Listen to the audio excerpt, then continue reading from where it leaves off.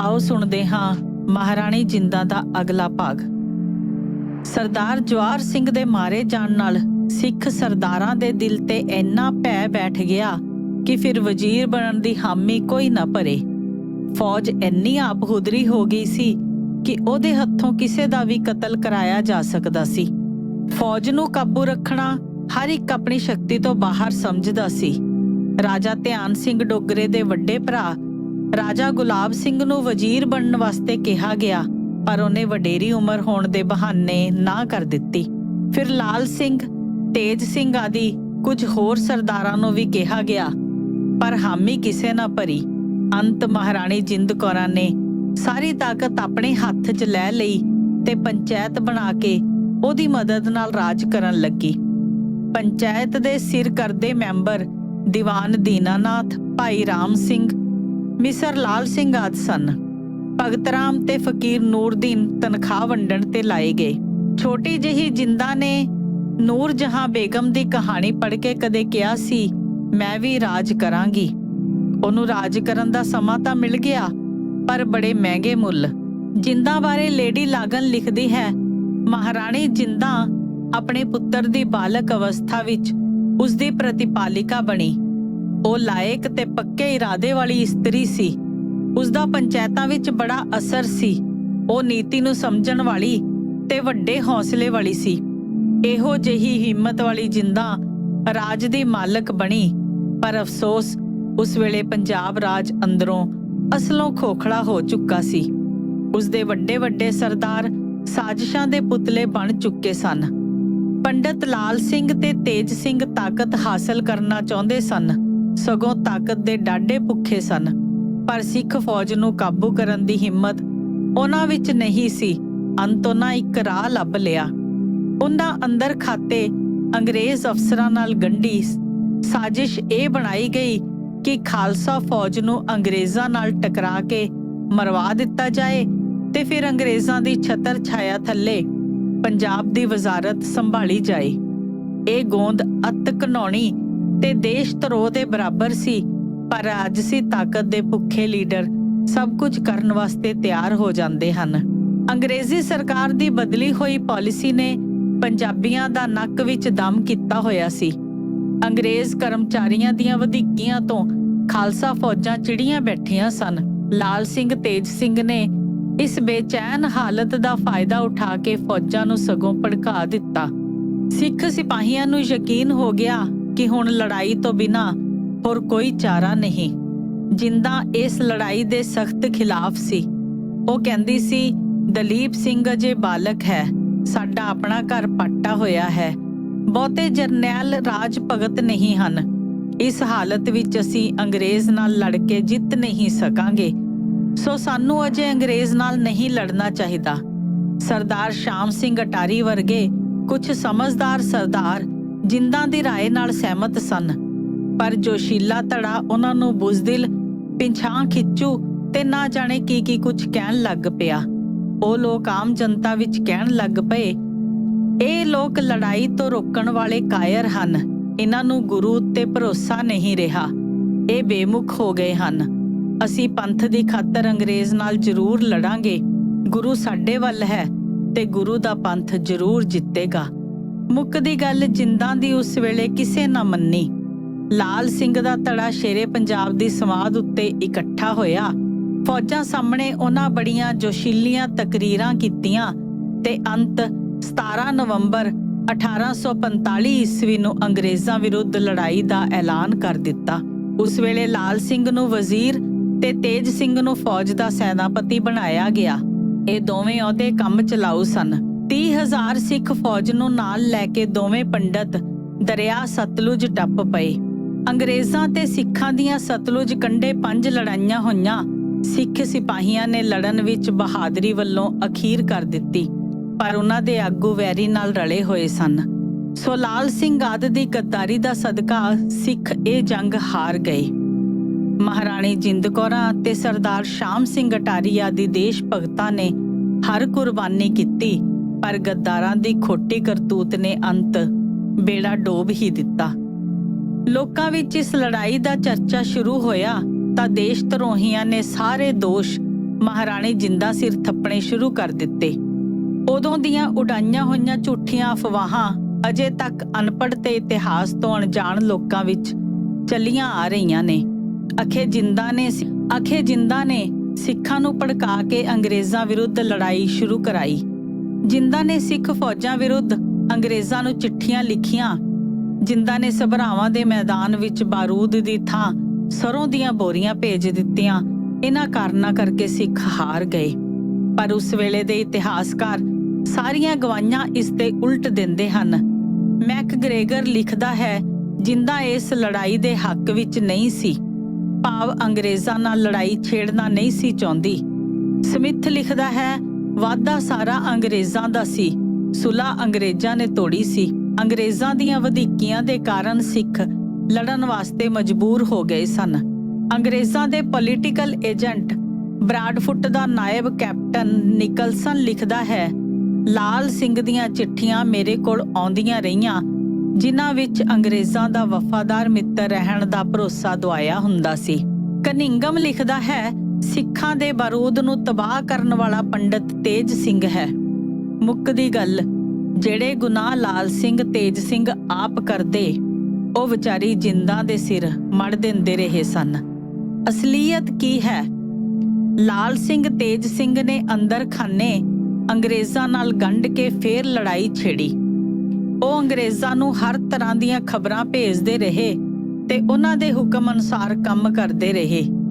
ਅੰਗਰੇਜ਼ਾਂ ਦੇ ਕਹਿਣ ਉੱਤੇ ਹੀ ਲਾਲ ਸਿੰਘ ਨੇ ਫਿਰੋਜ਼ਪੁਰ ਤੇ ਹਮਲਾ ਨਾ ਕੀਤਾ।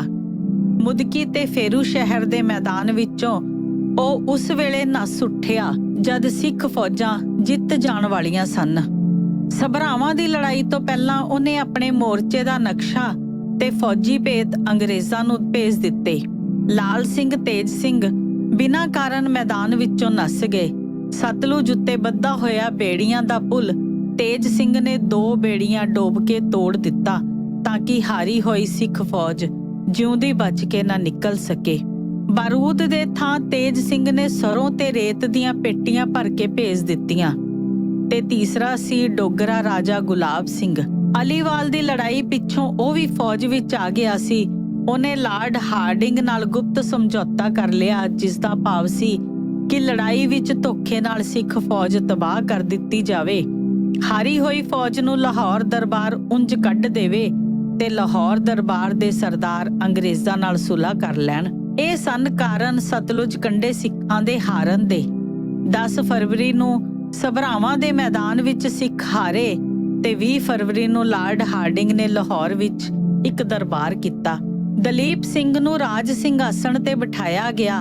ਅੰਗਰੇਜ਼ ਅਫਸਰ ਸੱਜੇ ਹੱਥ ਤੇ ਸਿੱਖ ਖੱਬੇ ਹੱਥ ਬੈਠੇ।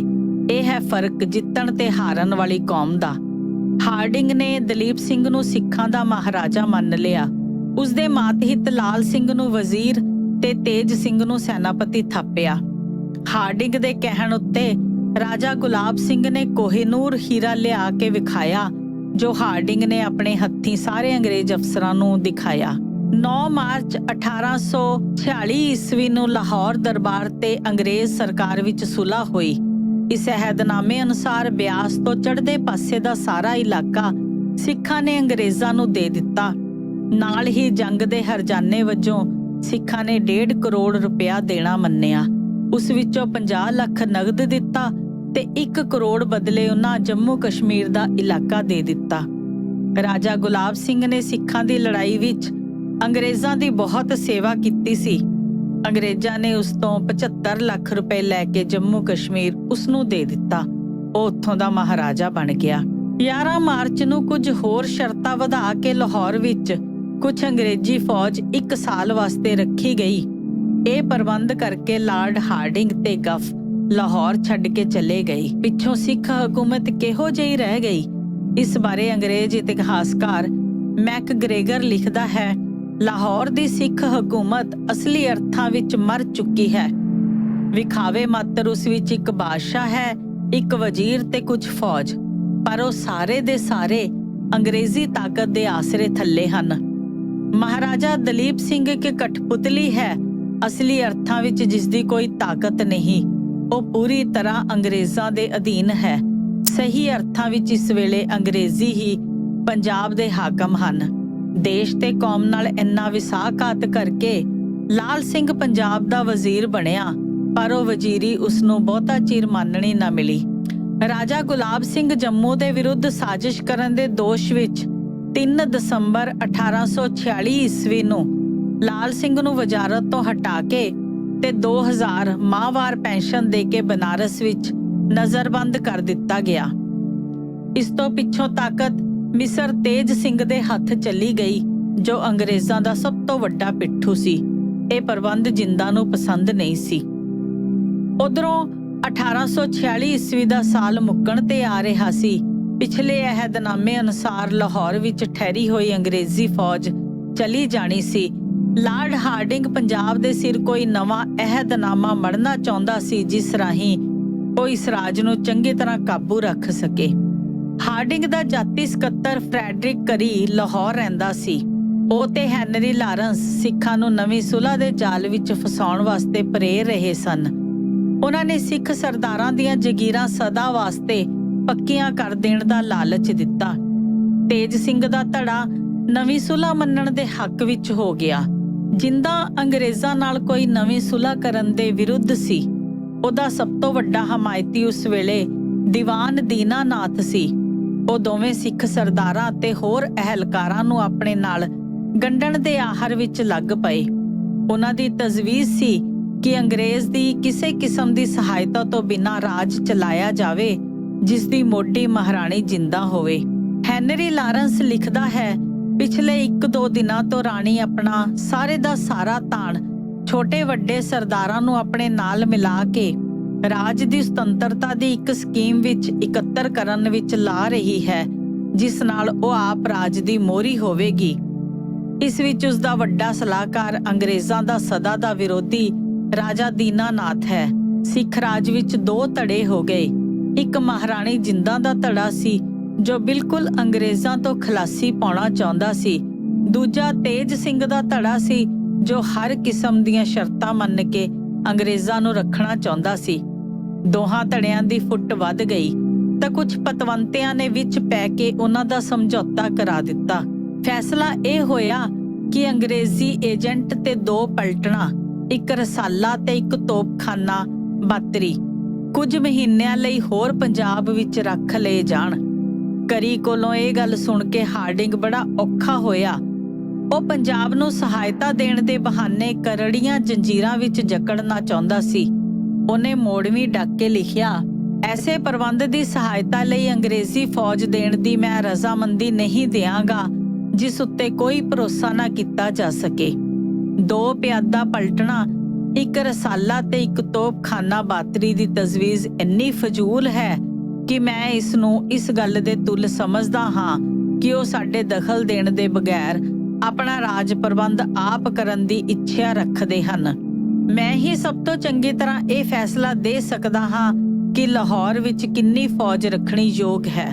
14 ਦਸੰਬਰ ਨੂੰ ਮਹਾਰਾਜਾ ਦਲੀਪ ਸਿੰਘ ਦੀ ਸਹੀ ਥੱਲੇ ਅੰਗਰੇਜ਼ੀ ਸਕੱਤਰ ਨੂੰ ਇੱਕ ਚਿੱਠੀ ਲਿਖੀ ਗਈ, ਜਿਸ ਵਿੱਚ 2 ਪਲਟਣਾ ਵਾਲੀ ਤਜਵੀਜ਼ ਰੱਖੀ ਗਈ। ਉਸ ਦੇ ਜਵਾਬ ਵਿੱਚ ਕਰੀ ਨੇ ਲਿਖਿਆ ਕਿ ਭਲਕੇ ਲਾਹੌਰ ਦਰਬਾਰ ਦੇ ਸਰਦਾਰ ਮੇਰੇ ਤੰਬੂ ਵਿੱਚ ਇਕੱਠੇ ਹੋਣ, ਉਦੋਂ ਮੈਂ ਇਸ ਦਾ ਆਖਰੀ ਉੱਤਰ ਦਿਆਂਗਾ। ਅਗਲੇ ਦਿਨ ਕਰੀ ਦੇ ਤੰਬੂ ਵਿੱਚ ਕੁਝ ਸਰਦਾਰ ਇਕੱਠੇ ਹੋਏ, ਜਿਨ੍ਹਾਂ ਵਿੱਚੋਂ ਤੇਜ ਸਿੰਘ ਦੇ ਧੜੇ ਦੀ ਬਹੁ ਗਿਣਤੀ ਸੀ। ਮਹਾਰਾਣੀ ਜਿੰਦ ਕੌਰਾਂ ਨੂੰ ਜਾਣ ਬੁੱਝ ਕੇ ਇਸ ਇਕੱਠ ਵਿੱਚ ਨਾ ਬੁਲਾਇਆ ਗਿਆ। ਤੇਜ ਸਿੰਘ ਦੇ ਧੜੇ ਨਾਲ ਕਰੀ ਨੇ ਅੰਦਰ ਖਾਤੇ ਸਭ ਫੈਸਲਾ ਕੀਤਾ ਹੋਇਆ ਸੀ। ਕਰੀ ਨੇ ਅਹਿਦਨਾਮੇ ਦੀਆਂ ਸ਼ਰਤਾਂ ਪੜ੍ਹ ਕੇ ਸੁਣਾਈਆਂ। ਤੇਜ ਸਿੰਘ ਦੇ ਧੜੇ ਨੇ ਸਭ ਅੱਛਾ ਦਾ ਰੌਲਾ ਪਾ ਦਿੱਤਾ। ਦੀਵਾਨ ਦੀਨਾਨਾਥ ਨੇ ਮਹਾਰਾਣੀ ਜਿੰਦਾਂ ਦੀ ਸਲਾਹ ਪੁੱਛ ਲੈਣ ਵਾਸਤੇ ਮੋਹਲਤ ਮੰਗੀ, ਪਰ ਕਰੀ ਨੇ ਉਹਨੂੰ ਝਿੜਕ ਕੇ ਬਿਠਾ ਦਿੱਤਾ। ਮੁੱਕਦੀ ਗੱਲ, ਭਰੋਵਾਲ ਦਾ ਅਹਿਦਨਾਮਾ ਹੋ ਗਿਆ। ਉਸ ਵਿੱਚ 11 ਸ਼ਰਤਾਂ ਸਨ, ਜਿਨ੍ਹਾਂ ਵਿੱਚੋਂ ਕੁਝ ਇਉਂ ਸਨ। ਗਵਰਨਰ ਜਨਰਲ ਵੱਲੋਂ ਥਾਪਿਆ ਹੋਇਆ ਇੱਕ ਅੰਗਰੇਜ਼ ਅਫਸਰ ਸਣੇ ਆਪਣੇ ਮਾਤਹਿਤਾਂ ਦੇ ਲਾਹੌਰ ਰਹੇਗਾ ਤੇ ਉਸ ਅਫਸਰ ਨੂੰ ਰਾਜ ਦੇ ਹਰ ਮਹਿਕਮੇ ਤੇ ਹਰ ਤਰ੍ਹਾਂ ਦੇ ਕੰਮ ਵਿੱਚ ਪੂਰੇ ਤੇ ਸਿੱਧੇ ਅਖਤਿਆਰ ਹੋਣਗੇ। ਕੌਂਸਲ ਬਣੇਗੀ। ਕੌਂਸਲ ਦੇ ਮੈਂਬਰ ਵੱਡੇ ਸਰਦਾਰ ਹੋਣਗੇ, ਜੋ ਹਰ ਤਰ੍ਹਾਂ ਅੰਗਰੇਜ਼ ਰੈਜ਼ੀਡੈਂਟ ਦੇ ਮਾਤਹਿਤ ਹੋਣਗੇ। ਹੇਠ ਲਿਖੇ ਸਰਦਾਰ ਕੌਂਸਲ ਦੇ ਮੈਂਬਰ ਹੋਣਗੇ: ਸਰਦਾਰ ਤੇਜ ਸਿੰਘ ਰਾਜਾ ਸ਼ੇਰ ਸਿੰਘ ਅਟਾਰੀ ਵਾਲਾ, ਦੀਵਾਨ ਦੀਨਾਨਾਥ, ਫਕੀਰ ਨੂਰਦੀਨ, ਸਰਦਾਰ ਰਣਜੋਤ ਸਿੰਘ ਮਜੀਠਾ, ਭਾਈ ਨਿਧਾਨ ਸਿੰਘ, ਸਰਦਾਰ ਅਤਰ ਸਿੰਘ ਕਾਲਿਆਂਵਾਲਾ ਤੇ ਸਰਦਾਰ ਸ਼ਮਸ਼ੇਰ ਸਿੰਘ ਸੰਧਾਵਾਲੀਆ।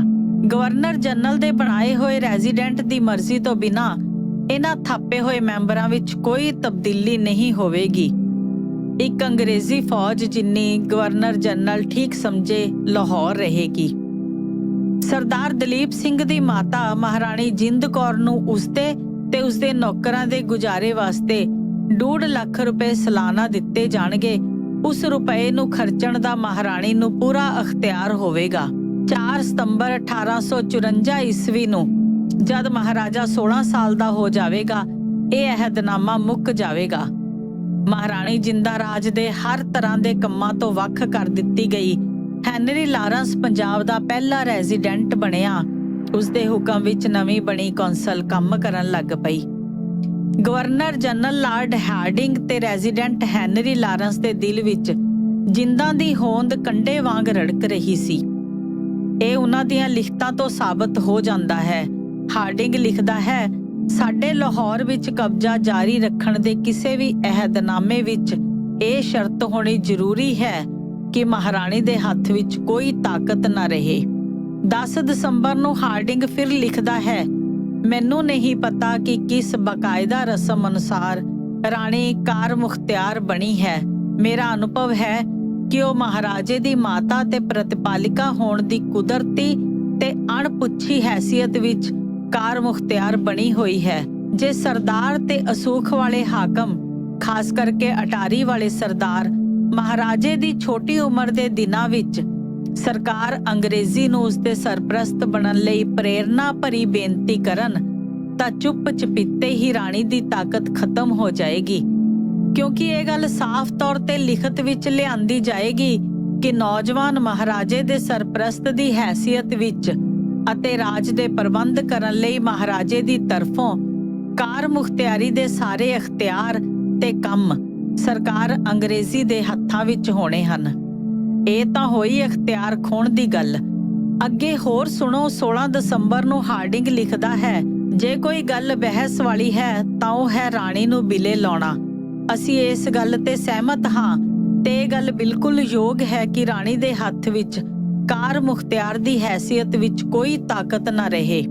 ਉਸ ਦੀ ਰਿਹਾਇਸ਼ ਦੀ ਥਾਂ ਦਾ ਫੈਸਲਾ ਕਰਨ ਵੇਲੇ ਨਵੇਂ ਰਾਜ ਪ੍ਰਬੰਧ ਦੇ ਵਿਰੁੱਧ ਰਾਣੀ ਵੱਲੋਂ ਹੋਣ ਵਾਲੀਆਂ ਰਾਜਸੀ ਸਾਜ਼ਿਸ਼ਾਂ ਦੇ ਆਧਾਰ ਤੇ ਉਸ ਨੂੰ ਉਹਦੇ ਪੁੱਤਰ ਤੋਂ ਵੱਖਰਾ ਕਰ ਦੇਣ ਦੇ ਵਿਰੁੱਧ ਇਤਰਾਜ਼ ਹੋ ਸਕਦਾ ਹੈ, ਕਿਉਂਕਿ ਇਹ ਆਖਿਆ ਜਾ ਸਕਦਾ ਹੈ ਤੇ ਲੋਕਾਂ ਦੀ ਇਸ ਨਾਲ ਹਮਦਰਦੀ ਵੀ ਹੋ ਜਾਏਗੀ ਕਿ ਰਾਣੀ ਨੂੰ ਉਸ ਵੱਲੋਂ ਹੋਏ ਕਿਸੇ ਰਾਜਸੀ ਗੁਨਾਹ ਤੋਂ ਪਹਿਲਾਂ ਹੀ ਸਜ਼ਾ ਦੇ ਦਿੱਤੀ ਗਈ ਹੈ। ਮੇਰਾ ਖਿਆਲ ਹੈ ਉਹ ਪੰਜਾਬ ਵਿੱਚ ਕਿਸੇ ਹੋਰ ਥਾਂ ਨਾਲੋਂ ਲਾਹੌਰ ਵਿੱਚ ਘੱਟ ਖਤਰਨਾਕ ਹੋਏਗੀ। ਜੇ ਉਹ ਕੁਝ ਔਖਿਆਂ ਕਰਨ ਲੱਗ ਪਏ ਤਾਂ ਉਸ ਨੂੰ ਦੇਸ਼ ਨਿਕਾਲਾ ਦੇਣਾ ਯੋਗ ਹੋ ਜਾਏ ਤਾਂ ਜ਼ਰੂਰ ਉਹਨੂੰ ਸਤਲੁਜੋਂ ਪਾਰ ਭੇਜ ਦਿੱਤਾ ਜਾਵੇ। ਇਹ ਸਲਾਹੀ ਭਰੋਵਾਲ ਦੇ ਅਹਿਦਨਾਮੇ ਤੋਂ ਪਹਿਲਾਂ ਦੀਆਂ ਹਨ। ਅਹਿਦਨਾਮੇ ਰਾਹੀਂ ਤਾਕਤ ਹੱਥਾਂ ਵਿੱਚ ਆ ਜਾਣ ਪਿੱਛੋਂ ਅੰਗਰੇਜ਼ਾਂ ਨੇ ਜਿੰਦਾਂ ਨੂੰ ਤੰਗ ਕਰਨਾ ਸ਼ੁਰੂ ਕਰ ਦਿੱਤਾ। ਇਨੀ ਦਿਨੀ ਪਰਮੇ ਨੇ ਤੇਜ ਸਿੰਘ ਨੂੰ ਕਤਲ ਕਰਨ ਦੀ ਸਾਜ਼ਿਸ਼ ਕੀਤੀ, ਜਿਸ ਬਦਲੇ ਪਰਮਾ ਫਾਂਸੀ ਚੜਾ ਦਿੱਤਾ ਗਿਆ। ਲਾਰੈਂਸ ਨੇ ਜਿੰਦਾਂ ਨੂੰ ਇਸ ਸਾਜ਼ਿਸ਼ ਦੇ ਮੋਢੀ ਕਿਹਾ, ਪਰ ਹਾਰਡਿੰਗ ਨੇ ਮੁਕੱਦਮੇ ਦੀ ਪੜਤਾਲ ਕਰਕੇ ਜਿੰਦਾਂ ਨੂੰ ਨਿਰਦੋਸ਼ ਮੰਨਿਆ। ਹੁਣ ਲਾਰੈਂਸ ਪੱਜ ਬਹਾਨੇ ਜਿੰਦਾਂ ਨੂੰ ਸਜ਼ਾ ਦੇਣ ਬਾਰੇ ਗੋਂਦਾਂ ਗੁੰਦਣ ਲੱਗਾ ਤੇ ਉਹਨੂੰ ਬਹਾਨਾ ਵੀ ਛੇਤੀ ਹੀ ਮਿਲ ਗਿਆ। 7 ਅਗਸਤ 1847 ਈਸਵੀ ਨੂੰ ਲਾਰੈਂਸ ਨੇ ਕੁਝ ਸਰਦਾਰਾਂ ਨੂੰ ਖਿਤਾਬ ਦੇਣ ਵਾਸਤੇ ਇੱਕ ਦਰਬਾਰ ਕੀਤਾ। ਉਸ ਵਿੱਚ ਤੇਜ ਸਿੰਘ ਨੂੰ ਰਾਜੇ ਦਾ ਖਿਤਾਬ ਮਿਲਣਾ ਸੀ। ਜਿੰਦਾਂ ਤੇਜ ਸਿੰਘ ਨੂੰ ਪੰਜਾਬ ਦਾ ਸਭ ਤੋਂ ਵੱਡਾ ਵੈਰੀ ਸਮਝਦੀ ਸੀ। ਉਹਨੇ ਦਲੀਪ ਸਿੰਘ ਨੂੰ ਦਰਬਾਰ ਵਿੱਚ 1 ਘੰਟਾ ਲੇਟ ਭੇਜਿਆ। ਸਿੱਖ ਦਰਬਾਰ ਦਾ ਇਹ ਰਿਵਾਜ ਸੀ ਕਿ ਜਿਸ ਨੂੰ ਰਾਜੇ ਦੀ ਪਦਵੀ ਮਿਲਣੀ ਹੋਵੇ, ਮਹਾਰਾਜਾ ਆਪਣੇ ਹੱਥੀਂ ਉਹਨੂੰ ਤਿਲਕ ਲਾਉਂਦਾ ਸੀ। ਲਾਰੈਂਸ ਨੇ ਤੇਜ ਸਿੰਘ ਦੇ ਮੱਥੇ ਵਿੱਚ ਤਿਲਕ ਲਾਉਣ ਵਾਸਤੇ ਦਲੀਪ ਸਿੰਘ ਨੂੰ ਕਿਹਾ ਤਾਂ ਉਹਨੇ ਤਿਲਕ ਲਾਉਣ ਤੋਂ ਇਨਕਾਰ ਕਰ ਦਿੱਤਾ। ਇਹ ਰਸਮ ਇੱਕ ਪ੍ਰੋਹਤ ਤੋਂ ਪੂਰੀ ਕਰਾਈ ਗਈ। ਇਸ ਖੁਸ਼ੀ ਵਿੱਚ ਰਾਤੀ ਆਤਿਸ਼ਬਾਜ਼ੀ ਚੱਲੀ ਤਾਂ ਮਹਾਰਾਣੀ ਜਿੰਦਾਂ ਨੇ ਉੱਥੇ ਵੀ ਦਲੀਪ ਸਿੰਘ ਨੂੰ ਨਾ ਜਾਣ ਦਿੱਤਾ। ਇਹ ਘਟਨਾ ਜਿੰਦਾ ਦੇ ਵਿਰੁੱਧ ਮਾਰੂ ਹਥਿਆਰ ਬਣਾ ਕੇ ਵਰਤੀ ਗਈ। 16 ਅਗਸਤ ਨੂੰ ਹਾਰਡਿੰਗ ਨੇ ਲਾਰੈਂਸ ਨੂੰ ਲਿਖਿਆ, ਹੁਣ ਵਾਂਗ ਜੇ ਮਹਾਰਾਣੀ ਬਾਲਕ ਮਹਾਰਾਜੇ ਤੇ ਆਪਣਾ ਪੂਰਾ ਅਸਰ ਪਾਉਂਦੀ ਰਹੀ ਤਾਂ ਸਰਕਾਰ ਦਾ ਪ੍ਰਬੰਧ ਨਹੀਂ ਚੱਲ ਸਕੇਗਾ। ਕੌਂਸਲ ਨੂੰ ਇਸ ਗੱਲ ਦਾ ਨਿਰਾ ਅੰਦੇਸ਼ਾ ਹੀ ਨਹੀਂ ਸਗੋਂ ਪੂਰਾ ਡਰ ਹੈ ਕਿ ਜੇ ਮਹਾਰਾਣੀ ਸਾਰੇ ਜ਼ਿੰਮੇਵਾਰ ਸਰਦਾਰਾਂ ਤੇ ਪੰਜਾਬ ਸਰਕਾਰ ਦੇ ਪ੍ਰਬੰਧ ਦੇ ਵਿਰੁੱਧ ਮਹਾਰਾਜੇ ਦੇ ਦਿਲ ਵਿੱਚ ਜ਼ਹਿਰ ਭਰਦੀ ਰਹੀ ਤਾਂ ਅੱਗੋਂ ਵਾਸਤੇ ਬੜੇ ਖਤਰਨਾਕ ਨਤੀਜੇ ਨਿਕਲਣਗੇ। ਇਸ ਵਾਸਤੇ ਗਵਰਨਰ ਜਨਰਲ ਦੀ ਰਾਏ ਵਿੱਚ ਰਾਜਸੀ ਤੌਰ ਤੇ ਬਿਲਕੁਲ ਠੀਕ ਹੈ ਕਿ ਸ਼ਹਿਜ਼ਾਦੇ ਨੂੰ ਉਸਦੀ ਮਾਂ ਤੋਂ ਹੁਣੇ ਵੱਖਰਾ ਕਰ ਦਿੱਤਾ ਜਾਵੇ। ਇਸ ਵੇਲੇ ਮਹਾਰਾਜਾ ਪੂਰੀ ਤਰ੍ਹਾਂ ਮਹਾਰਾਣੀ ਦੇ ਵੱਸ ਵਿੱਚ ਹੈ, ਸੋ ਮਹਾਰਾਜੇ ਦਾ ਉਸ ਹੁਸ਼ਿਆਰ ਇਸਤਰੀ ਦੇ ਖਿਆਲਾਂ ਦੇ ਪ੍ਰਭਾਵ ਤੋਂ ਬਚਣਾ ਅਸੰਭਵ ਹੈ ਜਿਹੜੀ ਸਰਕਾਰ ਅੰਗਰੇਜ਼ੀ ਤੇ ਸਰਦਾਰਾਂ ਨਾਲ ਜਾਤੀ ਵੈਰ ਦੇ ਕਾਰਨ ਮਹਾਰਾਜ ਉੱਤੇ ਅਸਰ ਪਾਉਣਾ ਚਾਹੁੰਦੀ ਹੈ। ਮਹਾਰਾਜੇ ਦੀ ਭਲਾਈ ਤੇ ਅਹਿਦਨਾਮੇ ਦੀਆਂ ਸ਼ਰਤਾਂ ਨਿਭਾਉਣ ਵਾਸਤੇ ਇਸ ਗੱਲ ਦੀ ਲੋੜ ਹੈ ਕਿ ਮਹਾਰਾਜੇ ਨੂੰ ਇਹੋ ਜਿਹੇ ਸਾਰੇ ਅਸਰਾਂ ਤੋਂ ਬਚਾਇਆ ਜਾਵੇ ਜੋ ਕੇਵਲ ਇਸੇ ਸੂਰਤ ਵਿੱਚ ਹੋ ਸਕਦਾ ਏ ਕਿ ਮਹਾਰਾਜੇ ਨੂੰ ਮਹਾਰਾਣੀ ਤੋਂ ਵੱਖਰਾ ਕਰ ਦਿੱਤਾ ਜਾਵੇ। ਪਰ ਇਹਨਾਂ ਰਾਜਸੀ ਮਾਮਲਿਆਂ ਦੇ ਨਾਲ-ਨਾਲ ਗਵਰਨਰ ਜਨਰਲ ਉਹਨਾਂ ਜ਼ਿੰਮੇਵਾਰੀਆਂ ਵਿੱਚ ਵੀ ਬੱਧਾ ਹੋਇਆ ਹੈ ਜੋ ਉਸ ਉੱਤੇ ਸਰਕਾਰ ਅੰਗਰੇਜ਼ੀ ਨੇ ਮਹਾਰਾਜੇ ਦੀ ਬਾਲਕ ਅਵਸਥਾ ਵਿੱਚ ਉਸ ਦੀ ਰੱਖਿਅਕ ਬਣਨ ਦਾ ਇਕਰਾਰ ਕਰਕੇ ਲਈਆਂ ਹਨ। ਇਸੇ ਖੱਤ ਵਿੱਚ ਹਾਰਡਿੰਗ ਨੇ ਲਾਰੈਂਸ ਨੂੰ ਲਿਖਿਆ ਹੈ ਕਿ ਜਿੰਦਾ ਨੂੰ ਲਾਹੌਰੋਂ ਕੱਢਣ ਬਾਰੇ ਦਰਬਾਰ ਵਿੱਚ ਪ੍ਰਗਟ ਤੌਰ ਤੇ ਸਲਾਹ ਲਈ ਜਾਵੇ। ਅੰਗਰੇਜ਼ ਜਿੰਦਾ ਨੂੰ ਪੰਜਾਬ ਵਿੱਚੋਂ ਦੇਸ਼ ਨਿਕਾਲਾ ਦੇਣਾ ਚਾਹੁੰਦੇ ਸਨ ਪਰ ਦਰਬਾਰ ਦੇ ਸਰਦਾਰ ਨਾ ਮੰਨੇ। ਇਵਾਨਸ ਬੈਲ ਲਿਖਦਾ ਹੈ, ਅਗਸਤ 1847 ਵਿੱਚ ਮਹਾਰਾਣੀ ਨੂੰ ਦੇਸ਼ੋਂ ਕੱਢ ਦੇਣ ਦੀ ਸਲਾਹ ਵਿੱਚ ਸਰਦਾਰਾਂ ਨੇ ਕਿਸੇ ਤਰ੍ਹਾਂ ਦਾ ਕਲੰਕ ਦਾ ਟਿੱਕਾ ਆਪਣੇ ਮੱਥੇ ਲੈਣਾ ਨਾ ਮੰਨਿਆ। ਇਸ ਵਾਸਤੇ ਲਾਹੌਰੋਂ 20 ਮੀਲ ਦੀ ਵਿੱਥ ਉੱਤੇ ਮਹਾਰਾਣੀ ਸ਼ੇਖੂਪੁਰ ਦੇ ਕਿਲੇ ਵਿੱਚ ਭੇਜ ਦਿੱਤੀ ਗਈ। ਮੁੱਕਦੀ ਗੱਲ, ਲਾਰੈਂਸ ਨੇ ਜਿੰਦਾ ਨੂੰ ਕਿਲਾ ਸ਼ੇਖੂਪੁਰ ਵਿੱਚ ਨਜ਼ਰਬੰਦ ਕਰਨ ਦਾ ਫੈਸਲਾ ਦੇ ਦਿੱਤਾ। ਨਾਲ ਹੀ ਉਹਦੀ ਪੈਨਸ਼ਨ ਘਟਾ ਕੇ 4000 ਮਹੀਨਾ ਕਰ ਦਿੱਤੀ। ਪਹਿਲਾਂ ਵੀ ਤਾਂ ਸਿਰਫ ਨਾਮ ਨੂੰ ਹੀ 1.5 ਲੱਖ ਪੈਨਸ਼ਨ ਲਾਈ ਹੋਈ ਸੀ, ਨਹੀਂ ਤਾਂ ਕਈ ਮਹੀਨਿਆਂ ਤੋਂ ਜਿੰਦਾ ਨੂੰ ਕੁਝ ਨਹੀਂ ਸੀ ਮਿਲਿਆ। ਉਹ ਆਪਣੇ ਗਹਿਣੇ ਵੇਚ ਕੇ ਗੁਜ਼ਾਰਾ ਕਰ ਰਹੀ ਸੀ। ਸਭ ਤੋਂ ਵਧੇਰੇ ਵਫਾਦਾਰ ਉਹਦੀ ਗੋਲੀ ਮੰਗਲਾਂ ਸੀ। ਉਹਨੂੰ ਵੀ ਕਈ ਹੋਰ ਨੌਕਰਾਂ ਸਣੇ ਲਾਰੈਂਸ ਦੇ ਹੁਕਮ ਨਾਲ ਕੱਢ ਦਿੱਤਾ ਗਿਆ। ਉਸ ਵੇਲੇ ਅਮਲੀ ਤੌਰ ਉੱਤੇ ਜਿੰਦਾ ਸੰਮਨ ਬੁਰਜ ਵਿੱਚ ਕੈਦ ਸੀ। ਸ਼ੇਖੂਪੁਰ ਕਿਲੇ ਵਿੱਚ ਨਜ਼ਰਬੰਦ ਕਰਨ ਦਾ ਹੁਕਮ ਸੁਣਾਉਣ ਵਾਸਤੇ ਜਿੰਦਾ ਦਾ ਭਰਾ ਹੀਰਾ ਸਿੰਘ ਗਿਆ। ਜਿੰਦਾ ਨੇ ਬੜੇ ਹੌਸਲੇ ਨਾਲ ਹੁਕਮ ਸੁਣਿਆ ਤੇ ਉੱਤਰ ਦਿੱਤਾ, ਜਿਸ ਗੱਲ ਵਿੱਚ ਉਹ ਬਿਹਤਰੀ ਸਮਝਣ ਮੈਂ ਉਹ ਕੁਛ ਕਰਨ ਵਾਸਤੇ ਤਿਆਰ ਹਾਂ। ਜਿੰਦਾ ਨੇ ਸ਼ੇਖੂਪੁਰ ਨੂੰ ਤੁਰਨ ਤੋਂ ਪਹਿਲਾਂ ਰੈਜ਼ੀਡੈਂਟ ਹੈਨਰੀ ਲਾਰੈਂਸ ਨੂੰ ਮਿਲਣਾ ਚਾਹਿਆ ਪਰ ਲਾਰੈਂਸ ਨੇ ਮਿਲਣ ਤੋਂ ਇਨਕਾਰ ਕਰ ਦਿੱਤਾ। ਫਿਰ ਜਿੰਦਾ ਨੇ ਆਪਣੇ ਹੱਥੀਂ ਲਾਰੈਂਸ ਨੂੰ ਚਿੱਠੀ ਲਿਖੀ ਜਿਸ ਵਿੱਚ ਉਹਨੇ ਦਿਲ ਖੋਲ ਕੇ ਖਰੀਆਂ ਸੁਣਾਈਆਂ।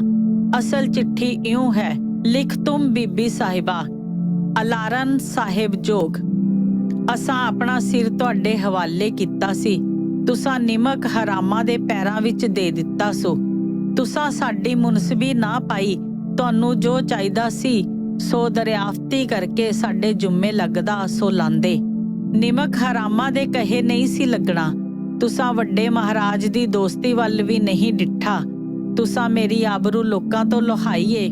ਤੁਸਾਂ ਕਾਰਨਾਮਿਆਂ ਤੇ ਅਹਿਦਨਾਮਿਆਂ ਉੱਪਰ ਵੀ ਕੁਝ ਅਮਲ ਨਹੀਂ ਕੀਤਾ। ਰਾਜਾ ਲਾਲ ਸਿੰਘ ਮੇਰਾ ਮੁਹਤਬਰ ਤੇ ਖੈਰਖਾ ਤੇ ਨਿਮਕ ਹਲਾਲ ਸੀ ਤੋ ਸੋ ਤੁਸਾਂ ਤਕਸੀਰੀ ਕਰਕੇ ਭੇਜ ਦਿੱਤਾ ਤਾਂ ਅਸਾਂ ਕੁਝ ਨਹੀਂ ਤੁਸਾਂ ਨੂੰ ਆਖਿਆ। ਸਾਡੇ ਦਿਲ ਵਿੱਚ ਇਹ ਗੱਲ ਸੀ ਜੋ ਆਪ ਸਾਹਿਬ ਸਾਡੇ ਪਾਸ ਨੇ, ਸਾਨੂੰ ਡਰ ਕਿਸ ਦਾ ਏ। ਸਾਨੂੰ ਇਸ ਗੱਲ ਦੀ ਖਬਰ ਨਹੀਂ ਸੀ। ਝੂਠੀਆਂ ਗੱਲਾਂ ਸਾਡੇ ਜੁੰਮੇ ਲਾ ਕੇ ਤੇ ਕੈਦ ਚਹਾ ਕੀਤਾ। ਕੋਈ ਸਾਡੀ ਲਿਖਤ ਦੱਸੋ ਵਾ ਕੁਝ ਸਾਡੇ ਜੁੰਮੇ ਲਾਓ ਆ, ਫਿਰ ਜੋ ਤੁਹਾਡੀ ਮਰਜ਼ੀ ਹੁੰਦੀ ਸੋ ਕਰਦੇ। ਇੱਕ ਮੈਂ ਤੇ ਮਹਾਰਾਜਾ ਤੇ ਬਾਈ ਟਹਿਲਣਾ ਅਸੀਂ ਸੰਮਨ ਬੁਰਜ ਵਿੱਚ ਕੈਦ ਵਾਂ। ਹੋਰ ਨੌਕਰ ਸਭ ਕੱਢ ਦਿੱਤੇ ਨੇ। ਅਸੀਂ ਬਹੁਤ ਲਾਚਾਰ ਹੋਏ ਆਂ, ਪਾਣੀ ਤੇ ਰੋਟੀ ਵੀ ਨਹੀਂ ਆਉਣ ਦਿੰਦੇ। ਇਸ ਤਰ੍ਹਾਂ ਜੋ ਸਾਨੂੰ ਤੰਗ ਕਰਦੇ ਹੋ ਇਸ ਗੱਲ ਕੋਲੋਂ ਫਾਂਸੀ ਲਗਾ ਦਿਓ। ਜੇ ਤੁਸਾਂ ਸਾਡੀ ਅਦਾਲਤ ਕੀਤੀ ਤਾਂ ਅੱਛੀ ਗੱਲ, ਨਹੀਂ ਤਾਂ ਨੰਦਨ ਸਤਰ ਵਿੱਚ ਫਰਿਆਦ ਕਰਾਂਗੇ। ਹੋਰ ਜਿਹੜਾ 4 ਮਹੀਨਿਆਂ ਵਿੱਚ ਖਰਚਾ ਕੀਤਾ ਸੀ 51,000 ਸੋ ਵੀ ਗਹਿਣੇ ਵੇਚ ਕੇ ਮਿਸਰ ਮੇਘਰਾਜ ਨੂੰ ਦੇ ਦਿੱਤਾ। ਕਿਸੇ ਕੋਲੋਂ ਕੁਝ ਮੰਗਦੇ ਨਹੀਂ ਸਾਂ। ਆਪਣੇ ਗਹਿਣੇ ਵੇਚ ਕੇ ਗੁਜ਼ਾਰਨ ਕਰਦੇ ਸਾਂ। ਬੇਨਿਹਕ ਸਾਡੀ ਆਬਰੂ ਕਿਉਂ ਲਾਹੀ। ਮੰਗਲਾਂ ਕੀ ਤਕਸੀਰ ਕੀਤੀ, ਉਹਨੂੰ ਵੀ ਕੱਢ ਦਿੱਤਾ। ਅੱਜ ਮਹਾਰਾਜ ਸਾਡੇ ਪਾਸ ਆ ਕੇ ਬਹੁਤ ਰੋਂਦੇ ਰਹੇ ਨੇ। ਆਖਣ ਲੱਗੇ, ਸਾਨੂੰ ਬਿਸ਼ਨ ਸਿੰਘ ਤੇ ਗੁਲਾਬ ਸਿੰਘ ਡਰਾਉਂਦੇ ਨੇ। ਜੇ ਤਾਂ ਮਹਾਰਾਜ ਨੂੰ ਡਰ ਨਾਲ ਕੁਝ ਹੋ ਗਿਆ ਤਾਂ ਫਿਰ ਮੈਂ ਕੀ ਕਰਾਂਗੀ। ਉਹਨਾਂ ਨੂੰ ਆਖਿਆ ਨੇ, ਤੁਹਾਨੂੰ ਸਾਹਿਬ ਦਾ ਹੁਕਮ ਹੈ ਜੋ ਸ਼ਾਲਾ ਬਾਗ ਜਾ ਕੇ ਉਤਰੋ। ਉਹ ਸੁਣ ਕੇ ਤੇ ਬਹੁਤ ਰੋਂਦੇ ਰਹੇ। ਇਹ ਜਿਹੜੀਆਂ ਗੱਲਾਂ ਸਾਡੇ ਨਾਲ ਕਰਦੇ ਹੋ ਕਿਸੇ ਰਜਵਾੜੇ ਵਿੱਚ ਨਹੀਂ ਹੋਈਆਂ। ਤੁਸੀਂ ਗੁੱਜੇ ਰਾਜ ਕਿਉਂ ਸਾਂਭਦੇ ਹੋ? ਜ਼ਾਹਰਾ ਹੋ ਕੇ ਕਿਉਂ ਨਹੀਂ ਕਰਦੇ? ਨਾਲੇ ਵਿੱਚ ਦੋਸਤੀ ਦਾ ਹਰਫ ਰੱਖਦੇ ਹੋ, ਨਾਲੇ ਕੈਦ ਕਰਦੇ ਹੋ। ਮੇਰੀ ਅਦਾਲਤ ਕਰੋ, ਨਹੀਂ ਤਾਂ ਨੰਦਨ ਫਰਿਆਦ ਕਰਾਂਗੀ। ਤਿੰਨਾਂ ਚੋਂ ਨਿਮਕ ਹਰਾਮਾਂ ਨੂੰ ਰੱਖ ਲਓ, ਹੋਰ ਸਾਰੀ ਪੰਜਾਬ ਨੂੰ ਕਤਲ ਕਰਾ ਦਿਓ ਇਹਨਾਂ ਦੇ ਆਖੇ ਲੱਗ ਕੇ। ਤੇ ਮੋਹਰ ਅਕਾਲ ਸਹਾਏ ਬੀਬੀ ਜਿੰਦ ਕੌਰ। ਅੰਦਾਜ਼ਾ ਲਗਾਓ ਕਿ ਇਹ ਕੁਝ ਲਿਖਣ ਵਾਲੀ ਜਿੰਦਾਂ ਦੇ ਅੰਦਰ ਕਿੰਨੀ ਕੁ ਬਲਦੀ ਹੋਵੇਗੀ। ਲਾਹੌਰੋਂ ਕੱਢ ਕੇ ਜਿੰਦਾਂ ਸ਼ੇਖੂਪੁਰ ਪਹੁੰਚਾ ਦਿੱਤੀ ਗਈ। ਸੰਤ ਨਿਹਾਲ ਸਿੰਘ ਨੇ ਮਰਿਆਦਾ ਵਿੱਚ ਇਸ ਘਟਨਾ ਬਾਰੇ ਇਉਂ ਲਿਖਿਆ ਹੈ, ਇਸ ਤੇਜ ਸਿੰਘ ਨੂੰ ਤਿਲਕ ਨਾ ਦੇਣ ਦਾ ਫਲ ਇਹ ਹੋਇਆ ਕਿ ਇਸ ਘਟਨਾ ਤੋਂ ਕੁਝ ਦਿਨ ਪਿੱਛੋਂ ਰਾਜ ਮਹਿਲ ਵਿੱਚੋਂ ਸਭ ਨੌਕਰ ਹਟਾ ਦਿੱਤੇ ਗਏ। ਮਹਾਰਾਜਾ ਦੀ ਆਤਮਾ ਨੇ ਉਸ ਨੂੰ ਦੱਸ ਦਿੱਤਾ ਕਿ ਕੋਈ ਔਕੜ ਆਉਣ ਵਾਲੀ ਹੈ। ਸੰਧਿਆ ਨੂੰ ਫਿਰ ਦਰਬਾਰ ਹੋਇਆ, ਜਿਸ ਵਿੱਚ ਮਹਾਰਾਜ ਵੀ ਵਿਰਾਜਮਾਨ ਸਨ। ਲਾਰੰਸ ਨੇ ਮਹਾਰਾਜ ਨੂੰ ਘੋੜੇ ਤੇ ਚੜ੍ਹ ਕੇ ਹਵਾ ਖਾਣ ਜਾਣ ਵਾਸਤੇ ਕਿਹਾ। ਕੁਵੇਲਾ ਹੋਣ ਦੇ ਕਾਰਨ ਮਹਾਰਾਜ ਇਹ ਸੁਣ ਕੇ ਬੜੇ ਹੈਰਾਨ ਹੋਏ, ਪਰ ਉਹਨਾਂ ਇਹ ਪ੍ਰਾਰਥਨਾ ਮੰਨ ਲਈ। ਉਹ ਗੁਲਾਬ ਸਿੰਘ ਅਟਾਰੀ ਵਾਲੇ ਤੇ ਕੁਝ ਹੋਰ ਸਰਦਾਰਾਂ ਸਣੇ ਸ਼ਾਲਾਮਾਰ ਬਾਗ ਵੱਲ ਚਲੇ ਗਏ। ਥੋੜੇ ਚਿਰ ਨੂੰ ਹਨੇਰਾ ਹੋ ਗਿਆ ਤਾਂ ਮਹਾਰਾਜ ਨੇ ਮੁੜਨਾ ਚਾਹਿਆ। ਇਸ ਵਿਚਾਰ ਨਾਲ ਉਹਨਾਂ ਸ਼ਹਿਰ ਵੱਲ ਘੋੜਾ ਮੋੜਿਆ। ਗੁਲਾਬ ਸਿੰਘ ਨੇ ਇਹ ਆਖ ਕੇ ਰੋਕਿਆ, ਕੀ ਆਪ ਸ਼ਹਿਰ ਮੁੜ ਕੇ ਸਾਡਾ ਨੱਕ ਵਡਾਓਗੇ? ਲਾਰੰਸ ਸਾਹਿਬ ਦੀ ਆਗਿਆ ਹੈ ਕਿ ਮੈਂ ਆਪ ਨਾਲ ਸ਼ਾਲਾਮਾਰ ਜਾਵਾਂ। ਮਹਾਰਾਜੇ ਨੇ ਦੁੱਖ ਨਾਲ ਜਾਣਾ ਮੰਨ ਲਿਆ। ਉੱਥੇ ਪੁੱਜੇ ਤਾਂ ਬਾਗ ਵਿੱਚ ਆਪਣੇ ਨੌਕਰਾਂ ਨੂੰ ਵੇਖਿਆ ਤੇ ਇਹ ਵੀ ਡਿੱਠਾ ਕਿ ਰਾਤ ਕੱਟਣ ਲਈ ਸਾਰਾ ਸਮਾਨ ਪਿਆ ਹੈ। ਇਸ ਤੇ ਆਪ ਨੇ ਰਤੀ ਵੀ ਗੁੱਸਾ ਪ੍ਰਗਟ ਨਾ ਕੀਤਾ, ਪਰ ਪ੍ਰਸ਼ਾਦ ਨਾ ਛਕਿਆ। ਦੂਜੇ ਦਿਨ ਆਪ ਨੂੰ ਪਤਾ ਲੱਗਾ ਕਿ ਆਪ ਦੀ ਮਾਤਾ ਨਜ਼ਰਬੰਦ ਕਰਕੇ ਸ਼ੇਖੂਪੁਰ ਭੇਜੀ ਗਈ ਹੈ। ਇਹ ਸੁਣ ਕੇ ਮਹਾਰਾਜੇ ਦਾ ਗਮ ਨਾਲ ਦਿਲ ਟੁੱਟ ਗਿਆ, ਕਿਉਂਕਿ ਆਪ ਦਾ ਆਪਣੀ ਮਾਤਾ ਨਾਲ ਬਹੁਤ ਪਿਆਰ ਸੀ। ਲਾਹੌਰ ਪੁੱਜ ਕੇ ਆਪ ਨੇ ਆਪਣੇ ਪਹਿਲੇ ਨਿਵਾਸ ਸਥਾਨ ਸੰਮਨ ਬੁਰਜ ਵਿੱਚ ਨਾ ਰਹਿਣ ਦੀ ਇੱਛਾ ਪ੍ਰਗਟ ਕੀਤੀ ਤੇ ਤਖਤਗਾਹ ਦੇ ਉੱਪਰਲੇ ਕਮਰਿਆਂ ਵਿੱਚ ਰਹਿਣ ਲੱਗੇ।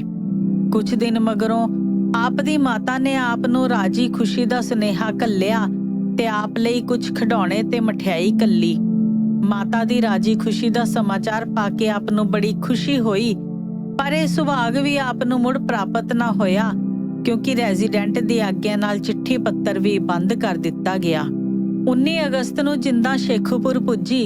ਉਹਦੀ ਰਾਖੀ ਉੱਤੇ ਸਰਦਾਰ ਬੂੜ ਸਿੰਘ ਲਾਇਆ ਗਿਆ, ਜੋ ਜਿੰਦਾਂ ਦੇ ਵਿਰੋਧੀ ਧੜੇ ਵਿੱਚੋਂ ਸੀ। ਅਗਲੇ ਦਿਨ ਗਵਰਨਰ ਜਨਰਲ ਦਾ ਐਲਾਨ ਆਇਆ। ਲਾਹੌਰ ਦਰਬਾਰ ਦੇ ਸਰਦਾਰਾਂ, ਧਾਰਮਿਕ ਆਗੂਆਂ, ਬਜ਼ੁਰਗਾਂ ਤੇ ਮਹਾਰਾਜਾ ਦਲੀਪ ਸਿੰਘ ਦੇ ਰਾਜ ਦੇ ਵਸਨੀਕਾਂ ਦੇ ਗਿਆਨ ਵਾਸਤੇ ਆਮ ਐਲਾਨ। ਲਾਹੌਰ 20 ਅਗਸਤ 1847 ਈਸਵੀ। ਲਾਹੌਰ ਦਰਬਾਰ ਤੇ ਸਰਕਾਰ ਅੰਗਰੇਜ਼ੀ ਵਿੱਚ ਮਿੱਤਰਤਾ ਹੋਣ ਦੇ ਕਾਰਨ ਮਹਾਰਾਜੇ ਦੀ ਬਾਲਕ ਅਵਸਥਾ ਵਿੱਚ ਉਸ ਨੂੰ ਵਿੱਦਿਆ ਦੇਣ ਤੇ ਉਸ ਦੀ ਪਾਲਣਾ ਤੇ ਰੱਖਿਆ ਕਰਨ ਵਿੱਚ ਗਵਰਨਰ ਜਨਰਲ ਪਿਤਾ ਵਰਗਾ ਸ਼ੌਕ ਰੱਖਦਾ ਹੈ। ਇਸ ਕਾਰਜ ਸਿੱਧੀ ਵਾਸਤੇ ਗਵਰਨਰ ਜਨਰਲ ਬੜਾ ਹੀ ਜ਼ਰੂਰੀ ਸਮਝਦਾ ਹੈ ਕਿ ਮਹਾਰਾਜਾ ਨੂੰ ਉਹਦੀ ਮਾਤਾ ਮਹਾਰਾਣੀ ਤੋਂ ਅਲੱਗ ਕਰ ਦਿੱਤਾ ਜਾਵੇ। ਇਸ ਸਲਾਹ ਵਿੱਚ ਦਰਬਾਰ ਨੇ ਸਰਬ ਸੰਮਤੀ ਪ੍ਰਗਟ ਕੀਤੀ ਹੈ। ਸੋ 17 ਅਗਸਤ 1847 ਈਸਵੀ ਨੂੰ ਮਹਾਰਾਣੀ ਸਾਹਿਬਾ ਨੇ ਲਾਹੌਰ ਦੇ ਰਾਜ ਮਹਿਲ ਨੂੰ ਛੱਡਿਆ ਤੇ ਉਸ ਨੂੰ ਸ਼ੇਖੂਪੁਰਾ ਪਹੁੰਚਾਇਆ ਗਿਆ। ਇਹ ਕਦਮ ਉਠਾਉਣ ਦੇ ਹੇਠ ਲਿਖੇ ਸਬੱਬ ਹਨ। ਪਹਿਲਾ, ਪੈਰੋਵਾਲ ਦੀ ਸੁਲ੍ਹਾ ਵੇਲੇ ਇਹ ਜ਼ਰੂਰੀ ਸਮਝਿਆ ਗਿਆ ਸੀ ਕਿ ਪ੍ਰਜਾ ਦੀ ਭਲਾਈ ਵਾਸਤੇ ਹਰ ਤਰ੍ਹਾਂ ਦੇ ਰਾਜਸੀ ਕੰਮਾਂ ਦੇ ਪ੍ਰਬੰਧ ਤੋਂ ਮਹਾਰਾਣੀ ਨੂੰ ਅਲੱਗ ਰੱਖਿਆ ਜਾਵੇ। ਉਸ ਨੂੰ ਵੱਖਰਾ ਗੁਜ਼ਾਰਾ ਦਿੱਤਾ ਗਿਆ ਤਾਂ ਕਿ ਉਹ ਆਪਣੀ ਰਹਿੰਦੀ ਜ਼ਿੰਦਗੀ ਇੱਜ਼ਤ ਨਾਲ ਗੁਜ਼ਾਰ ਸਕੇ। ਇਹ ਸਭ ਕੁਝ ਹੁੰਦਿਆਂ ਹੋਇਆਂ ਮਹਾਰਾਣੀ ਗਵਰਨਮੈਂਟ ਨੂੰ ਉਲਟਣ ਦੀਆਂ ਚਾਲਾਂ ਚੱਲਦੀ ਰਹੀ ਤੇ ਵਜ਼ੀਰਾਂ ਦੀ ਇੰਨੀ ਵਿਰੋਧਤਾ ਕਰਦੀ ਰਹੀ ਕਿ ਸਰਕਾਰੀ ਕੰਮਾਂ ਵਿੱਚ ਰੁਕਾਵਟਾਂ ਤੇ ਔਕੜਾਂ ਪੈਦਾ ਹੁੰਦੀਆਂ ਰਹੀਆਂ ਹਨ। ਦੂਜਾ, ਮਹਾਰਾਜਾ ਅਜੇ ਬਾਲਕ ਏ, ਉਹ ਵੱਡਾ ਹੋ ਕੇ ਉਹੋ ਜਿਹਾ ਬਣੇਗਾ ਜਿਹੋ ਜਿਹਾ ਉਸਨੂੰ ਬਣਾਇਆ ਜਾਵੇਗਾ। ਸੋ ਇਹ ਸੰਭਵ ਹੈ ਕਿ ਉਹਦੀ ਮਾਤਾ ਆਪਣੇ ਜ਼ਾਤੀ ਵਿਰੋਧ ਦੇ ਕਾਰਨ ਸਰਦਾਰਾਂ ਦੇ ਵਿਰੁੱਧ ਉਹਦੇ ਮਨ ਵਿੱਚ ਜ਼ਹਿਰ ਭਰਦੀ ਰਹੇਗੀ। ਰਾਜ ਦੇ ਵਜ਼ੀਰਾਂ ਤੇ ਸਰਦਾਰਾਂ ਦੀ ਵਿਰੋਧਤਾ ਦੀ ਸਿੱਖਿਆ ਉਹਨੂੰ ਦਿੱਤੀ ਜਾਵੇਗੀ ਤੇ ਅਜਿਹੀ ਸਿੱਖਿਆ ਦੀ ਕਦੇ ਆਗਿਆ ਨਹੀਂ ਦਿੱਤੀ ਜਾ ਸਕਦੀ। ਮਹਾਰਾਜ ਦੀ ਸਿੱਖਿਆ ਮਨ ਦੀ ਉਚਾਈ, ਕੁਦਰਤੀ ਵਿੱਦਿਆ ਤੇ ਇਨਸਾਨੀ ਗੁਣਾਂ ਦੇ ਆਧਾਰ ਤੇ ਹੋਣੀ ਚਾਹੀਦੀ ਹੈ, ਤਾਂ ਕਿ ਇਸ ਅਹਿਦਨਾਮੇ ਦੇ ਮੁੱਕਣ ਉੱਤੇ ਮਹਾਰਾਜੇ ਤੇ ਉਸਦੀ ਪਰਜਾ ਦੀ ਹਰ ਸ਼੍ਰੇਣੀ ਵਿੱਚ ਅਮਨ ਬਹਾਲ ਰਹਿ ਸਕੇ ਤੇ ਉਹ ਇੱਕ ਦੂਜੇ ਨੂੰ ਮਿਹਰਬਾਨ ਸਮਝਣ। ਅਮਨ ਇੱਕ ਰੱਬੀ ਦਾਤ ਹੈ, ਪਰ ਜੇ ਮਹਾਰਾਜਾ ਆਪਣੀ ਮਾਂ ਕੋਲ ਰਿਹਾ ਤਾਂ ਇਸ ਦੀ ਆਸ ਨਹੀਂ ਰੱਖੀ ਜਾ ਸਕਦੀ। ਤੀਜਾ, ਜਦੋਂ ਤੱਕ ਮਹਾਰਾਣੀ ਲਾਹੌਰ ਦੇ ਰਾਜ ਮਹਿਲ ਵਿੱਚ ਹੈ, ਓਪਰੇ ਬੰਦੇ ਬਿਨਾਂ ਰੁਕਾਵਟ ਉਸ ਨੂੰ ਮਿਲ ਸਕਦੇ ਹਨ ਤੇ ਹਰ ਇੱਕ ਫਸਾਦੀ ਜੋ ਹੁਣ ਵਾਲੇ ਪ੍ਰਬੰਧ ਤੇ ਖੁਸ਼ ਨਹੀਂ, ਮਹਾਰਾਣੀ ਨੂੰ ਰਾਜ ਦਾ ਸਿਰਤਾਜ ਸਮਝਦਾ ਹੈ ਤੇ ਵਿੱਚੋਂ ਕਈਆਂ ਨੇ ਤਾਂ ਖਾਲਸਾ ਸਰਕਾਰ ਨੂੰ ਉਲਟ ਦੇਣ ਦੇ ਵੀ ਯਤਨ ਕੀਤੇ ਹਨ। ਪੰਜਾਬ ਰਾਜ ਦੇ ਹਰ ਸੱਜਣ ਨੂੰ ਖੁਸ਼ ਹੋਣਾ ਚਾਹੀਦਾ ਹੈ ਕਿ ਗਵਰਨਰ ਜਨਰਲ ਹਿੰਦ ਆਪ ਜਨਤਾ ਦੇ ਅਮਨ, ਮੁਲਕ ਦੀ ਰਾਖੀ, ਸਰਕਾਰ ਦੀ ਸਥਿਰਤਾ, ਮਹਾਰਾਜੇ ਤੇ ਉਸਦੇ ਵਜ਼ੀਰਾਂ ਦੀ ਇੱਜ਼ਤ ਬਹਾਲ ਰੱਖਣ ਦਾ ਦਿਲੋਂ ਚਾਹਵਾਨ ਹੈ। ਇਸ ਐਲਾਨ ਦਾ ਲੋਕਾਂ ਉੱਤੇ ਬਹੁਤ ਬੁਰਾ ਅਸਰ ਪਿਆ। ਰਾਜ ਘਰਾਣੇ ਨਾਲ ਹਮਦਰਦੀ ਰੱਖਣ ਵਾਲਿਆਂ ਦੇ ਅੰਦਰ ਗੁੱਸੇ ਦੀ ਅੱਗ ਧੁਖਣ ਲੱਗ ਪਈ। 9 ਸਾਲ ਦੇ ਮਾਸੂਮ ਬੱਚੇ ਨੂੰ ਉਹਦੀ ਮਾਂ ਤੋਂ ਵਿਛੋੜ ਦਿੱਤਾ ਗਿਆ। ਰਾਜਮਾਤਾ ਜਿੰਦ ਕੌਰਾਂ ਨੂੰ ਸ਼ੇਖੂਪੁਰ ਕਿਲੇ ਵਿੱਚ ਕੈਦ ਕਰ ਦਿੱਤਾ ਗਿਆ। ਭਰੋਵਾਲ ਦੇ ਅਹਿਦਨਾਮੇ ਦੇ ਉਲਟ ਉਹਦੀ ਪੈਨਸ਼ਨ ਘਟਾ ਦਿੱਤੀ ਗਈ। ਉਹਨੂੰ ਆਪਣੇ ਪੁੱਤਰ ਨੂੰ ਸੁੱਖ ਸੁਨੇਹਾ ਘੱਲਣੋਂ ਵੀ ਰੋਕ ਦਿੱਤਾ ਗਿਆ। ਇਹ ਕੁਝ ਉਸ ਹੈਨਰੀ ਲਾਰੈਂਸ ਤੇ ਲਾਰਡ ਹਾਰਡਿੰਗ ਨੇ ਕੀਤਾ, ਜਿਨ੍ਹਾਂ ਨੂੰ ਨੇਕ ਦਿਲ, ਚੰਗੇ, ਭਲੇ ਪੁਰਸ਼ ਤੇ ਨਰਮ ਸੁਭਾਅ ਦੇ ਕਿਹਾ ਜਾਂਦਾ ਹੈ। ਸ਼ੇਖੂਪੁਰ ਪਹੁੰਚ ਕੇ ਜਿੰਦਾ ਨੇ ਹੈਨਰੀ ਲਾਰੈਂਸ ਨੂੰ ਦੂਜੀ ਚਿੱਠੀ ਲਿਖੀ। ਸਤਿਗੁਰ ਪ੍ਰਸਾਦ, ਲਿਖਤਮ ਬੀਬੀ ਸਾਹਿਬ ਜੀ, ਲਾਰੈਂਸ ਸਾਹਿਬ ਜੋਗ, ਅਸੀਂ ਰਾਜੀ ਬਾਜੀ ਸ਼ੇਖੂਪੁਰੇ ਆਣ ਪਹੁੰਚੇ। ਤੁਸਾਂ ਸਾਡਾ ਅਸਬਾਬ ਸਾਂਭ ਕੇ ਭੇਜਣਾ। ਹੋਰ ਜੈਸੇ ਸੰਮਨ ਵਿੱਚ ਬੈਠੇ ਸੇ ਤੈਸੇ ਸ਼ੇਖੂਪੁਰੇ ਬੈਠੇ ਹਾਂ। ਦੋਵੇਂ ਥਾਂ ਇੱਕੋ ਜਿਹੇ ਸਾਨੂੰ ਹਨ। ਤੁਸਾਂ ਮੇਰੇ ਨਾਲ ਬਹੁਤ ਜ਼ੁਲਮ ਕੀਤਾ ਏ। ਮੇਰਾ ਪੁੱਤਰ ਖੋਹ ਲਿਆ। 10 ਮਹੀਨੇ ਮੈਂ ਢਿੱਡ ਵਿੱਚ ਰੱਖਿਆ ਤੇ ਮਨ ਪਾਲਿਆ ਈ। ਬਿਨਾਂ ਗੱਲ ਮੇਰੇ ਨਾਲੋਂ ਵਿਛੋੜਿਆ। ਮੈਨੂੰ ਤੇ ਕੈਦ ਰੱਖਦੇ, ਮੇਰੇ ਆਦਮੀ ਕੱਢ ਦਿੰਦੇ, ਮੇਰੀਆਂ ਟਹਿਲਣਾ ਕੱਢ ਦਿੰਦੇ।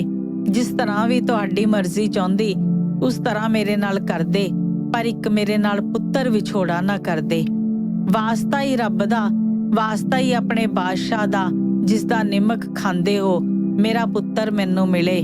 ਇਹ ਦੁੱਖ ਮੈਥੋਂ ਸਿਆ ਨਹੀਂ ਜਾਂਦਾ, ਨਹੀਂ ਤਾਂ ਮੈਨੂੰ ਮਰਵਾ ਦਿੰਦੇ।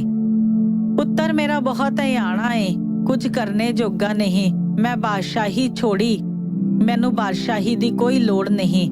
ਵਾਸਤੇ ਰੱਬ ਦੇ ਮੇਰੀ ਅਰਜ਼ ਮੰਨੋ, ਇਸ ਵੇਲੇ ਮੇਰਾ ਕੋਈ ਨਹੀਂ। ਮੈਂ ਅੱਗੇ ਵੀ ਕੋਈ ਉਜ਼ਰ ਨਹੀਂ, ਜੋ ਆਖੋਗੇ ਸੋ ਮੈਂ ਮੰਨਾਂਗੀ।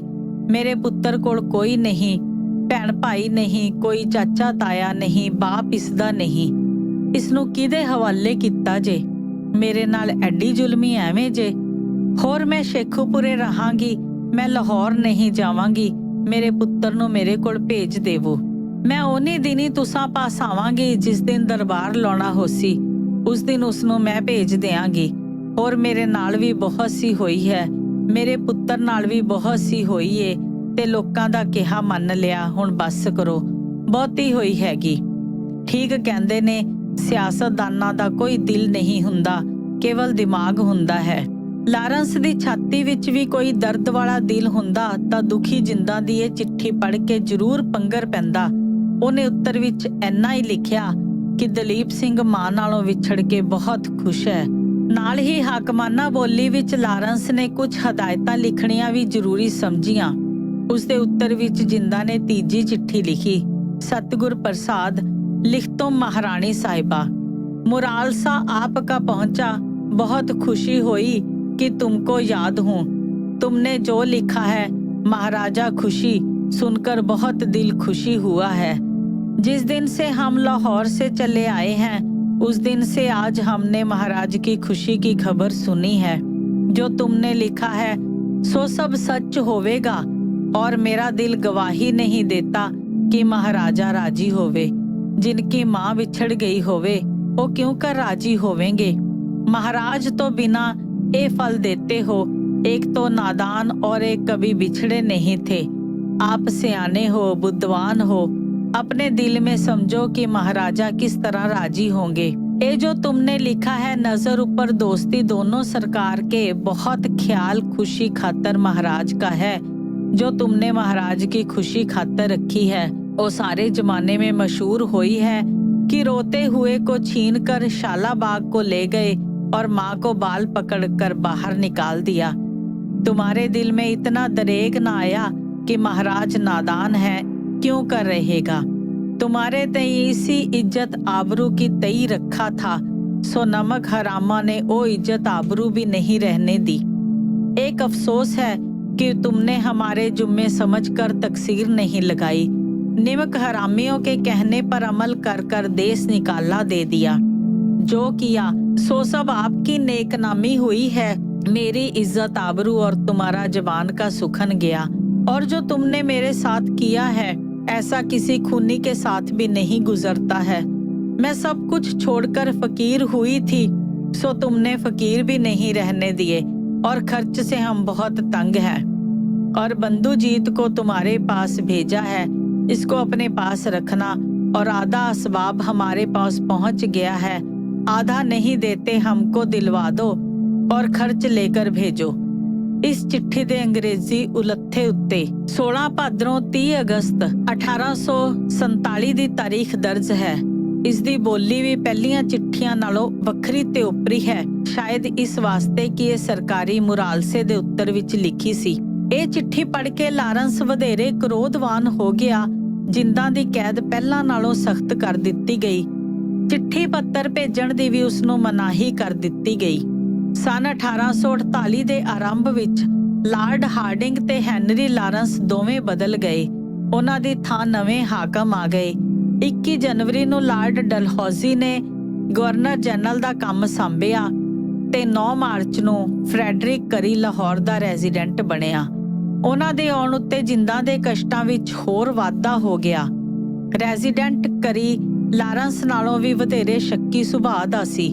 ਉਹਨੂੰ ਸ਼ੱਕ ਪਿਆ ਕਿ ਮਿਸਰ ਲਾਲ ਸਿੰਘ ਦਾ ਵਕੀਲ ਸਾਹਿਬ ਸਿੰਘ ਚੋਰੀ ਆ ਕੇ ਮਹਾਰਾਣੀ ਜਿੰਦਾਂ ਨੂੰ ਮਿਲਦਾ ਹੈ। ਕਰੀ ਨੇ ਇੱਕ ਪਾਸੇ ਜਿੰਦਾਂ ਨੂੰ ਸਖਤ ਤਾੜਨਾ ਕੀਤੀ ਤੇ ਦੂਜੇ ਪਾਸੇ ਸਾਹਿਬ ਸਿੰਘ ਨੂੰ ਡਾਂਟਿਆ ਗਿਆ ਕਿ ਜੇ ਉਹ ਮੁੜ ਕੇ ਸ਼ੇਖੂਪੁਰੇ ਦੇ ਨੇੜੇ ਵੇਖਿਆ ਗਿਆ ਤਾਂ ਸਖਤ ਸਜ਼ਾ ਦਿੱਤੀ ਜਾਵੇਗੀ। ਥੋੜੇ ਦਿਨਾਂ ਪਿੱਛੋਂ ਹੋਰ ਅਫਵਾਹ ਉਡਾਈ ਗਈ ਕਿ ਜਿੰਦਾਂ ਨੇ ਕਸ਼ਮੀਰ ਵਿੱਚ ਰਾਜਾ ਗੁਲਾਬ ਸਿੰਘ ਨੂੰ ਤੇ ਲਾਹੌਰ ਮਹਾਰਾਜਾ ਦਲੀਪ ਸਿੰਘ ਨੂੰ ਫਕੀਰਾਂ ਹੱਥ ਸੁਨੇਹੇ ਭੇਜੇ ਹਨ। ਪੜਤਾਲ ਕਰਨ ਉੱਤੇ ਸਭ ਗੱਲਾਂ ਝੂਠੀਆਂ ਨਿਕਲੀਆਂ। ਇਨ੍ਹਾਂ ਦਿਨਾਂ ਵਿੱਚ ਹੀ ਜਿੰਦਾਂ ਨੇ ਆਪਣੇ ਨੌਕਰਾਂ ਨੂੰ 60 ਰੁਪਏ ਦੀਆਂ ਬੁਤਕੀਆਂ ਇਨਾਮ ਵਜੋਂ ਦਿੱਤੀਆਂ। ਇਹ ਖਬਰ ਸੁਣ ਕੇ ਕਰੀ ਦੇ ਕ੍ਰੋਧ ਦੀ ਹੱਦ ਨਾ ਰਹੀ। ਉਹਨੇ ਜਿੰਦਾਂ ਦੀ ਹੱਤਕ ਕਰਨ ਵਾਸਤੇ ਦਿੱਤਾ ਹੋਇਆ ਇਨਾਮ ਵਾਪਸ ਕਰਵਾ ਦਿੱਤਾ ਤੇ ਪੁਰਾਣੇ ਸਾਰੇ ਨੌਕਰ ਕੱਢ ਕੇ ਉਹਨਾਂ ਦੀ ਥਾਂ ਨਵੇਂ ਰੱਖ ਦਿੱਤੇ। ਨਵੇਂ ਨੌਕਰਾਂ ਨੂੰ ਤਾੜਨਾ ਕਰ ਦਿੱਤੀ ਕਿ ਕੋਈ ਵੀ ਮਹਾਰਾਣੀ ਤੋਂ ਕਿਸੇ ਕਿਸਮ ਦਾ ਇਨਾਮ ਜਾਂ ਬਖਸ਼ੀਸ਼ ਨਹੀਂ ਲੈ ਸਕਦਾ। ਨਵੇਂ ਨੌਕਰ ਸਾਰੇ ਹੀ ਵਿਰੋਧੀ ਧੜੇ 'ਚੋਂ ਰੱਖੇ ਗਏ। ਕਰੀ ਵੱਲੋਂ ਜਿੰਦਾਂ ਨੂੰ ਵੀ ਤਾੜਨਾ ਕੀਤੀ ਗਈ ਕਿ ਉਹ ਖਾਸ ਨੌਕਰਾਣੀਆਂ ਤੋਂ ਬਿਨਾਂ ਕਿਸੇ ਨਾਲ ਗੱਲ ਤੱਕ ਨਹੀਂ ਕਰ ਸਕਦੀ। ਜੇ ਉਹਨੇ ਕਿਸੇ ਰਿਸ਼ਤੇਦਾਰ ਨੂੰ ਚਿੱਠੀ ਵੀ ਲਿਖਣੀ ਹੋਵੇ ਤਾਂ ਕਿਲੇ ਦੇ ਹਾਕਮ ਨੂੰ ਵਿਖਾ ਕੇ ਭੇਜੇ। ਇੱਥੋਂ ਤੱਕ ਸੁਣਿਆ ਜਾਂਦਾ ਹੈ ਕਿ ਮਹਾਰਾਣੀ ਨੂੰ ਭੋਜਨ ਵੀ ਉਹਦੀ ਮਰਜ਼ੀ ਦਾ ਨਹੀਂ ਸੀ ਦਿੱਤਾ ਜਾਂਦਾ। ਉਹਦੀ ਕੈਦ ਚੋਰਾਂ ਤੇ ਡਾਕੂਆਂ ਨਾਲੋਂ ਵੀ ਸਖਤ ਸੀ। ਜਿੰਦਾਂ ਇਸ ਸਖਤ ਕੈਦ ਤੋਂ ਤੰਗ ਆ ਚੁੱਕੀ ਸੀ, ਉਹਨੇ ਕਲਕੱਤੇ ਲਾਰਡ ਡਲਹੌਜ਼ੀ ਕੋਲ ਫਰਿਆਦ ਕਰਨ ਵਾਸਤੇ ਆਪਣਾ ਵਕੀਲ ਜੀਵਨ ਸਿੰਘ ਭੇਜਿਆ। ਜੀਵਨ ਸਿੰਘ ਨੇ 2 ਫਰਵਰੀ 1848 ਨੂੰ ਡਲਹੌਜ਼ੀ ਕੋਲ ਦਰਖਾਸਤ ਕੀਤੀ। ਮਹਾਰਾਣੀ ਨਹੀਂ ਜਾਣਦੀ ਕਿ ਉਸ ਨਾਲ ਇੰਨਾ ਮਾੜਾ ਸਲੂਕ ਕਿਉਂ ਕੀਤਾ ਜਾ ਰਿਹਾ ਏ। ਰੈਜ਼ੀਡੈਂਟ ਨੂੰ ਕਿਸੇ ਸਾਜ਼ਿਸ਼ ਦਾ ਸ਼ੱਕ ਹੈ ਤਾਂ ਮੁਕੱਦਮਾ ਚਲਾ ਕੇ ਪੜਤਾਲ ਕਰ ਲਈ ਜਾਵੇ। ਮਹਾਰਾਣੀ ਨਿਰਦੋਸ਼ ਹੈ, ਉਸ ਨਾਲ ਰਾਜਮਾਤਾ ਵਾਲਾ ਸਲੂਕ ਕੀਤਾ ਜਾਵੇ। ਰੈਜ਼ੀਡੈਂਟ ਨੇ ਉਸਦੇ ਰਖਵਾਲੇ ਹਾਕਮ ਉਸਦੇ ਵਿਰੋਧੀ ਸਰਦਾਰ ਲਾਏ ਹਨ। ਕਿਰਪਾ ਕਰਕੇ ਕਿਸੇ ਨੇਕ ਅੰਗਰੇਜ਼ ਨੂੰ ਉਸਦਾ ਰਖਵਾਲਾ ਲਾਇਆ ਜਾਵੇ। ਇਸ ਦਾ ਉੱਤਰ ਡਲਹੌਜ਼ੀ ਵੱਲੋਂ 18 ਫਰਵਰੀ ਨੂੰ ਮਿਲਿਆ। ਸਰਕਾਰ ਜੀਵਨ ਸਿੰਘ ਨੂੰ ਮਹਾਰਾਣੀ ਦਾ ਵਕੀਲ ਨਹੀਂ ਮੰਨਦੀ ਉਸਨੇ ਜੋ ਕੁਝ ਕਹਿਣਾ ਹੋਵੇ ਰੈਜ਼ੀਡੈਂਟ ਰਾਹੀਂ ਕਹੇ। ਬਹੁਤ ਸੁੰਦਰ। ਜਿਸ ਹਾਕਮ ਵਿਰੁੱਧ ਮਹਾਰਾਣੀ ਨੂੰ ਸ਼ਿਕਾਇਤ ਹੈ ਉਸੇ ਰਾਹੀਂ ਬੇਨਤੀ ਕਰੇ। ਜੀਵਨ ਸਿੰਘ ਨੇ ਦਿਲ ਨਾ ਹਾਰਿਆ। ਉਹਨੇ 23 ਫਰਵਰੀ ਨੂੰ ਡਲਹੌਜ਼ੀ ਪਾਸ ਫਿਰ ਬੇਨਤੀ ਕੀਤੀ।